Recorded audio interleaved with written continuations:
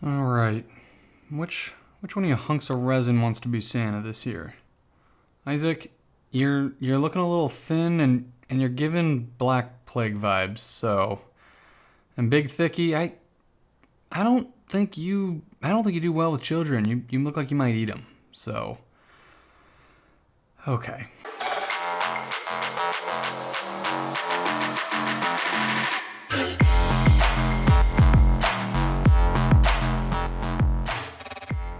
What's good, mini crafters? My name is Samuel. I paint up minis, build dioramas, and in this week's video, I'm going to be building a cozy Christmas scene with a Christmas tree and a working fireplace. Now, two things before we jump in. One, this video was supposed to come out last week, but my wife and I got the worst food poisoning in the history of food poisoning, so little delayed on this, but hope you enjoyed the video.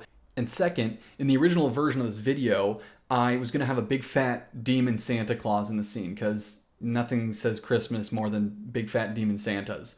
But as I was getting set up for the video and getting things ready, my wife walks by and sees the little miniature that I had and goes, ew. So I decided to make this a demonless, cozy Christmas scene. So, a cozy little scene for a cozy little wife. Let's do it. I have a good amount of supplies that I want to potentially use, including balsa wood, XPS foam, styrene, and some other goodies. But to start, I'm just going to be using some white pellet foam for the base of this. I'm using my handy dandy hot wire foam cutter tool to get the foam base cut to the size that I want. Now be sure you're working in a well ventilated area and have a fan going or a mask on so that you don't breathe in any of those nasty fumes if you use a tool like this. I'm going to be adding a thin balsa wood base to the top of this foam to give it a little more structure to the whole scene. I decided to leave a slight gap on two of the sides to leave room for when I place the walls on the scene. After measuring and cutting the wood out, I glue that down to the pellet foam. And later on, we'll add some floorboards as an additional layer too. After I have the base cut out, I'm going to measure and cut some more balsa wood to create the walls for this scene. I'm only having two walls so that you can view the scene better and get sort of a hybrid cutaway view that's not quite 360, but lets you view everything at an angle. I wanted to also have a window in this scene and decided to add that to the left wall. The fireplace will go on the other wall. I penciled in some lines and I used a hobby knife to cut out the window. Now, rather than keep the window a neat square hole in the wall, I wanted to add some depth. And to do this, I simply added some thin balsa wood strips around the perimeter of the window to act as a sort of border. After that, I added some cross beams off camera to create the classic cross look and the cross beams that you see in windows. Now, I don't know if it was just me, but growing up, whenever we had guests come over to the house, my mom's go-to chore for me and my siblings was making sure that the baseboards were clean. Because I too closely examine the baseboards of people's houses that I'm visiting. Kidding. Love you, Mom. You'd be pleased with these baseboards in this little scene. Very tidy. But these baseboards aren't just for cleaning. They serve another purpose, and that's to act as a sort of border for my next step, which is adding paste to the walls. I wasn't totally sure what I wanted the walls in this room to look like. I could have made them wooden, but then I feel like there would have been a lot of wood in the scene, and I kept picturing some sort of Tudor-style wall with plaster and wood. And having never tried to recreate this texture or look before, I ended up turning to Liquitex's modeling paste. It's super thick and I figured it would settle nicely and give a plaster appearance to the walls. I sort of gooped it into the wall and worked it around with my paintbrush, an old one, not a nice one, and after I realized it was really holding its peaks and drag lines that I made with my paintbrush, I ended up using a wetted finger to smooth it out.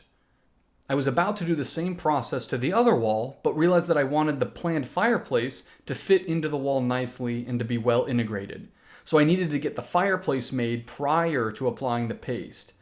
To begin, I took some XPS foam and built out the general base shape of the fireplace. It ended up being two square pieces with a thin piece spanning the distance between the two. And then on top, I placed a triangular piece of foam.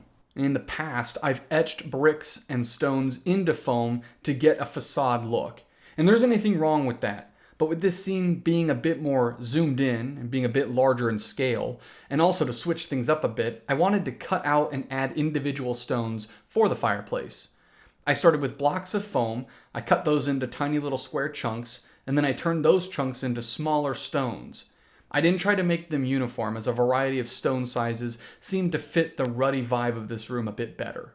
Now, you're probably expecting me to show some sort of montage where I carefully cut out every stone, carefully add glue and place it layer by layer to get just the right look and make sure that it all looks right. But I'm not going to do that. Like one layer in, I realized that this was going to take a lot longer than I thought. So with the power of movie magic, I'm going to skip right past that part. I will show you 2 tips that helped me get the right texture and detail on the bricks for the fireplace. The first was done before I started applying the stones, and that was to toss the bricks into a container with some actual real stones and then shake that up. This gave some slight roughing up to the foam and started the texturing process.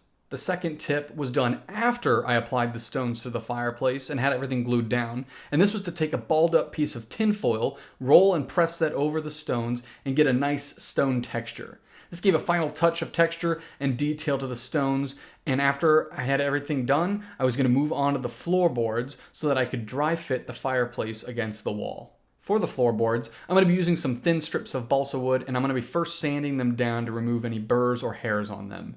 Then I'm going to cut them to size to fit in the scene. Instead of having one long singular piece of wood stretching from one end of the room to the other, I'm going to be breaking it up a bit so that the pieces are more staggered and not so perfect. I'm just using PVA glue to get the boards in place, and once dry, I can dry fit the fireplace to see where I want it on the wall and to figure out how long my baseboards need to be on that wall. I leave the fireplace where I'll want it, and then I'm checking to make sure that the floorboards fit. I'm also just now realizing that I'm calling these floorboards, but these ones are at the top where the wall meets the ceiling. Ceiling boards? With the ceiling boards in place, I was about to add the wall paste to the wall, but I again realized that I would need to attach the fireplace to the wall while the paste was still wet. I figured if I painted it first and then added it, I would save myself some hardships. To start, I base coated the fireplace with black. After 95% of that was black, I realized that I needed to get the cracks painted as well, so I watered down my black paint to make a wash, which helped it get into all the nooks and crannies a lot easier.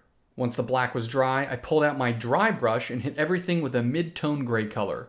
This started to bring some detail and texture to light and allowed for the fireplace to start looking a bit more 3D than a flat black color. After that gray color was dry, I came in with a grayish brown color and I dry brushed that on as well. This lighter color pulled up even more details on the stones, and I applied it a bit lighter so I didn't cover up my previous layer. I was really liking how this started to look. With the main color of the fireplace done, I wanted to experiment a little bit with a future step that I plan to do, the fire. To help with selling the idea of a light emitting fire, I decided to dry brush some yellow around the mouth of the fireplace. This was going to be way more subtle, but would help create the illusion of light being casted by the fire onto the mouth of the fireplace.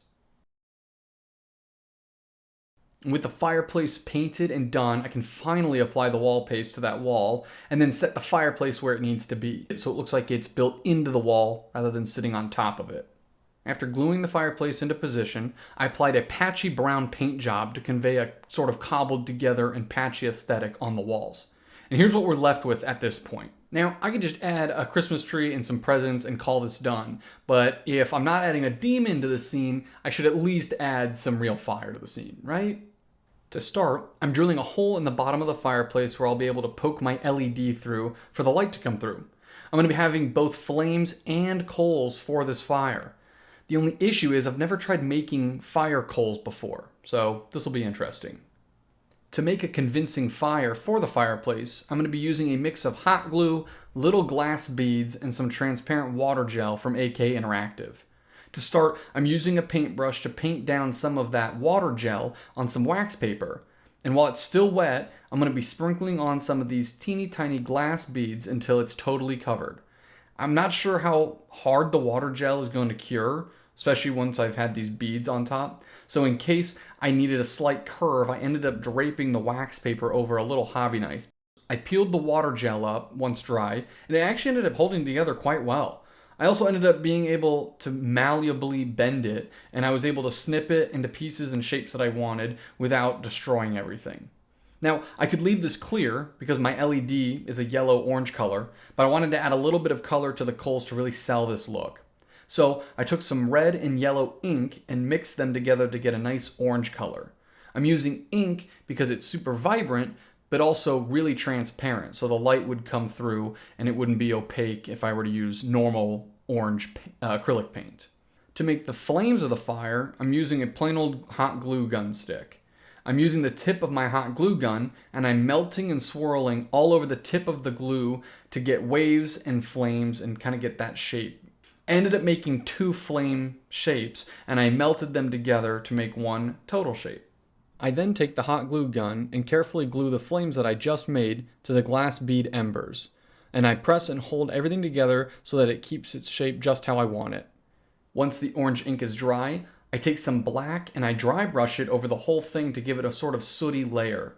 I only do a little bit of black so that the orange is still predominant and still shows through.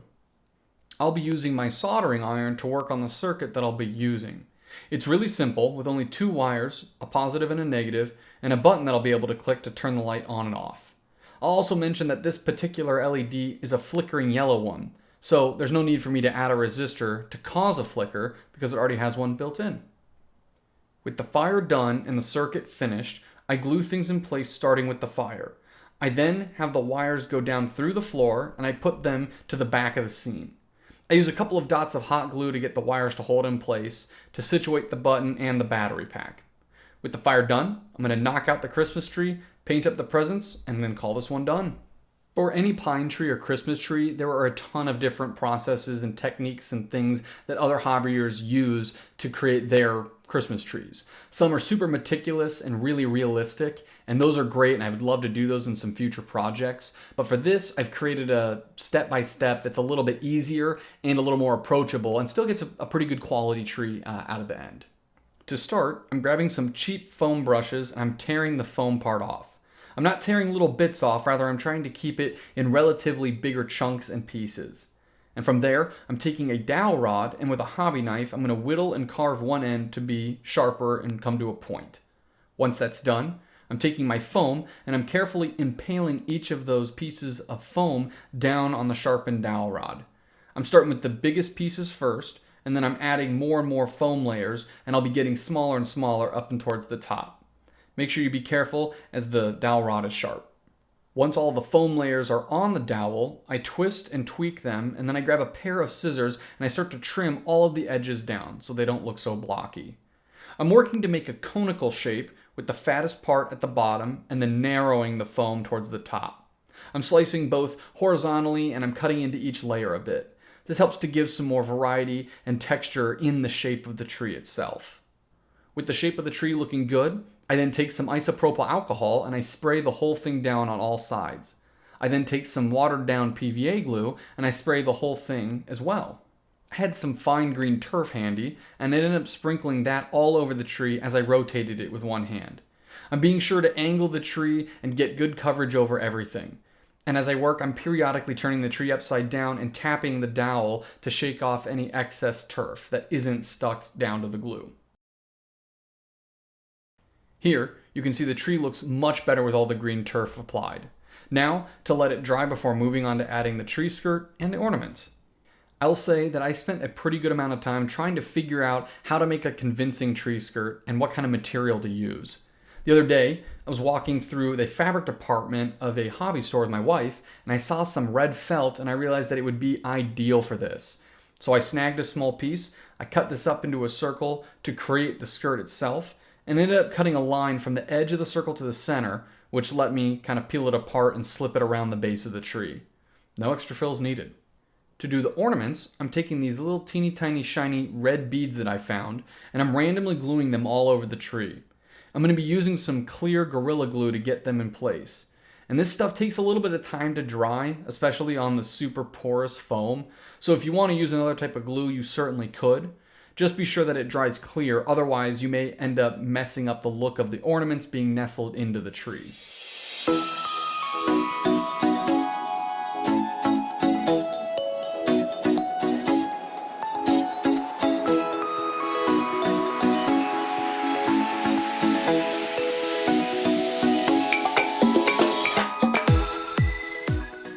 Moving on to the presents, I found an STL file online of a pile of presents and decided to print them out and paint them up for this scene. To start, I base coated the whole pile in a red color, and then I came back in with some detail colors like silver, green, gold, and tan. I hit the wrappings and the bows with those detail colors, and then I called the painting done. With the tree and presents done, I'm going to glue both those down into the scene, and then after painting up the edges of the whole scene black, I'm calling this one good.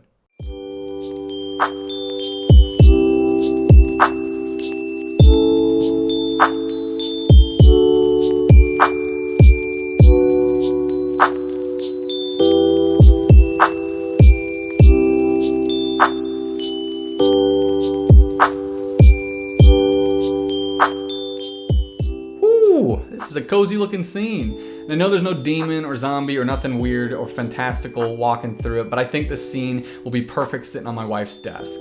I'm happy with how this little scene turned out. I hope you enjoyed the video. If you did, I would love it if you would consider subscribing. It really goes a long way to support me and the channel.